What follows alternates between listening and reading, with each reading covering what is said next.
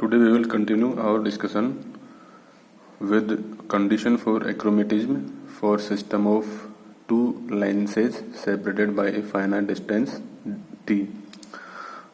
In our previous classes, we have already touched some basic aspects of achromatism. We knew what is achromatism. I repeat, achromatism is the condition of elimination chromatic aberration in the lens system. यानी जब कोई white light किसी optical system यानी किसी lens पर incident होती है तो उसकी इमेज, क्योंकि अलग अलग रंग के लिए अलग अलग रिफ्रैक्टिव इंडेक्स होता है लेंस के मटेरियल का, तो अलग अलग कलर के लिए अलग अलग प्रिंसिपल एक्सिस पर अलग अलग इमेज बनती है. इस वजह से क्लियर इमेज नहीं मिल पाती है. इसको रिमूव करने के लिए एक्रोमेटिज्म की प्रोसेस की जाती है. In last class I have already derived an expression for t, which is distance between two lenses, which is a condition for achromatism. Now we will continue from that. There are two lenses, W1, L1 and L2, whose focal lengths are f1 and f2, and dispersive power are omega 1 and omega 2, and these are displaced.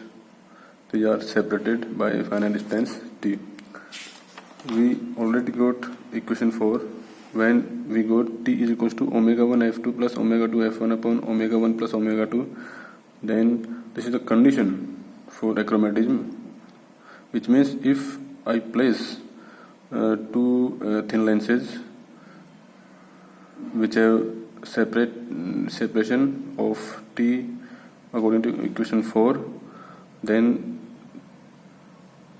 the chromatic aberration of optical system can be eliminated altogether. Now case first is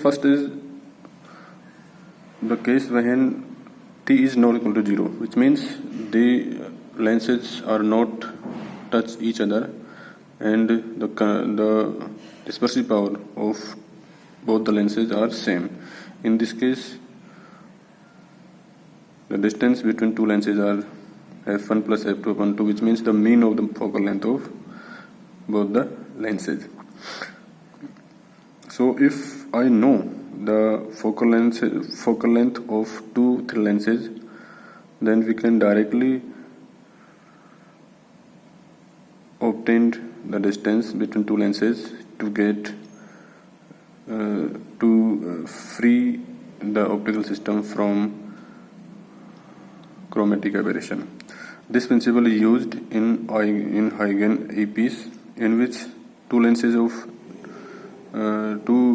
focal length 3f and f are used because it satisfies the equation 5, and they are separated by a distance 2f, which means f which means mean of 3f plus f which is equal to 2f.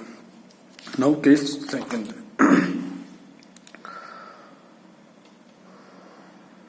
Because case first, it does not involve the dispersive power omega, so the combination has the same focal length for all colors. Now case second, this is the case when two lenses we have discussed are in contact, which means the separation between them is 0, and they are made of different materials, which means their dispersive power are not equal. Then for this equation we got f1 upon f2 is equals to minus omega 1 plus omega 1 upon omega 2, because we know that dispersive power omega 1 and omega 2 are always positive for any lens. So this is the assumption. According to this, f1 upon f2 is negative. So to hold this condition good, the lens system must be opposite, which means we already know that f1 focal length for convex lens is positive and that of concave lens is negative.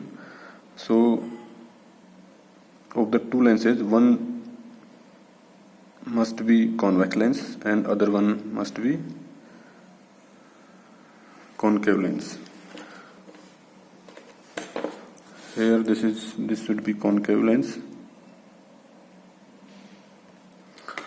So if I combine these two lenses, this is convex lens and this is concave lens, then this combination can eliminate the chromatic aberration. This is called achromatic doublet. Achromatic doublet is the condition when two lenses are in contact, and two lenses, one is convex lens and other one is concave lens.